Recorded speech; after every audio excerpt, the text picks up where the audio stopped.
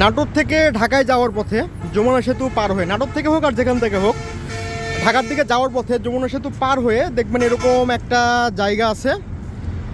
তো এইখানে আমরা অনেকেই ব্রেক দেই, আর আমরা ওইখানে দাঁড়িয়েছিলাম একটু আগে, আপনারা আগে রিলসে দেখছেন, ওইখানে দাঁড়িয়ে থেকে একটা ব্রেক দিয়েছিলাম এবং আমরা পানির শূন্যতা ফিল করতেছিলাম।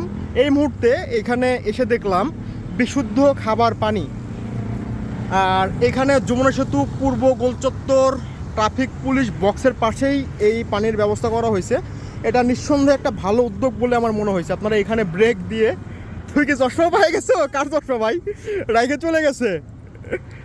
তো ভালো উদ্যোগ না, পানি এরকম জায়গায়, হ্যাঁ যার জিনিস ওইখানে থাকলো, আর ওইখানে উনি একটা সানগ্লাস রেখে হয়তো এখানে পানি খেতেই দাঁড়াইছিল, সানগ্লাস রেখে চলে গেছে। ওই যে সানগ্লাস, যেখানে জিনিস সেখানে রেখে দিল। আশেপাশে দোকানপাট নাই, ওই যে ওই দিকে আছে দূরে, কিন্তু এইখানে ভালো একটা উদ্যোগ। আপনারা চাইলে এখানে পানি পান করতে পারেন, হাতে মুখে পানি দিয়ে নিতে পারেন, একটা ফ্রেশনেস আসবে ইনশাল্লাহ।